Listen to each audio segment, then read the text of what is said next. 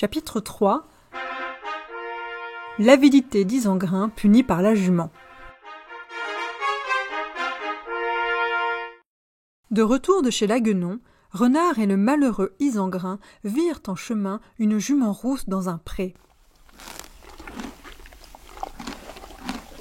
La jument avait à ses côtés son petit poulain. Il n'était âgé que de quelques mois et paraissait appétissant pour un loup.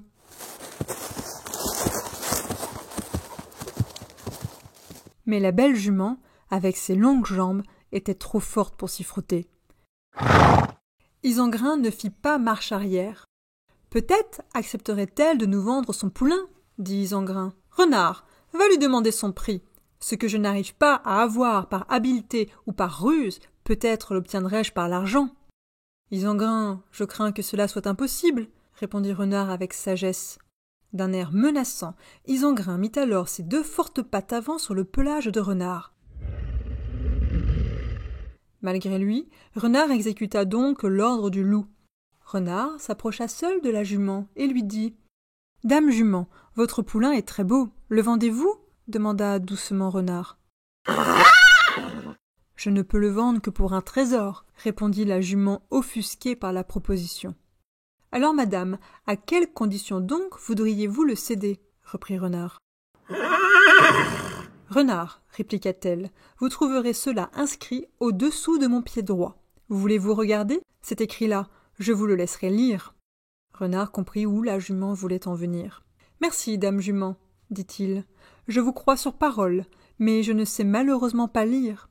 Je ne désire pas non plus acheter votre unique enfant. Ysengrin le loup m'a envoyé pour le savoir. »« Laissez-le donc venir lui-même, dit la jument. Je lui montrerai la vérité inscrite sous mon sabot. »« C'est entendu, fit Renard. » Renard rejoignit Ysengrin qui était resté une fois encore à l'écart et à l'abri. Renard lui dit « Ysengrin, tu veux manger du poulain ? Va vite trouver la jument, elle t'attend. Il est écrit sous son sabot à quelles conditions elle veut vendre son petit. Elle me l'aurait bien laissé lire, mais je ne connais pas une seule lettre. J'ai trop peu fréquenté l'école. Tu sais lire, n'est-ce pas ? » « Bien sûr, » répondit le loup orgueilleux. « Je sais lire le français, le flamand et le latin. J'ai fait des études supérieures. Je suis un savant. J'y vais. Je suis sûr que je saurai bientôt quel est le prix du marché. Toi, mon pauvre renard, à quoi es-tu bon ? Tu ne sais ni lire ni écrire. » À ces mots, le loup alla voir la jument. « Jument, permettez-moi donc de lire, » dit le loup. « Volontiers, » dit la jument en se tournant.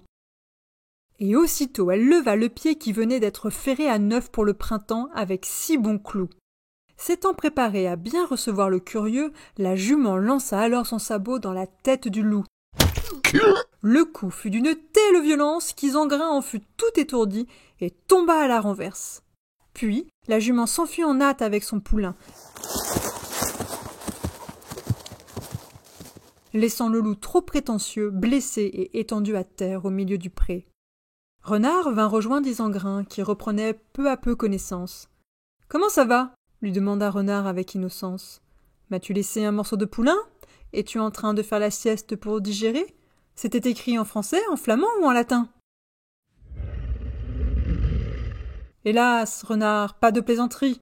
La jument m'a imprimé les clous de ses fers dans la figure. Je ne veux plus jamais lire de telles écritures. Est-ce vrai ce que tu me racontes là ? Et moi qui te croyais le meilleur savant qui existe. Ainsi, les meilleurs élèves ne sont pas toujours les plus sages. À force de savoir, ils s'embrouillent. » Renard n'était pas mécontent de cette leçon. Ysengrin était très en colère contre Renard. La guerre avec Renard était déclarée.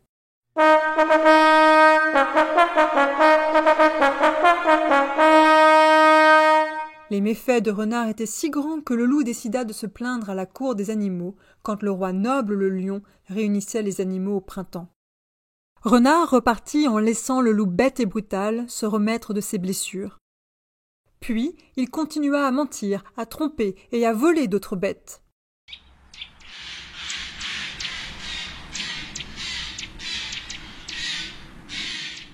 La forêt bruissait de la rumeur de ses ruses et de ses crimes aux dépens de nombreux animaux.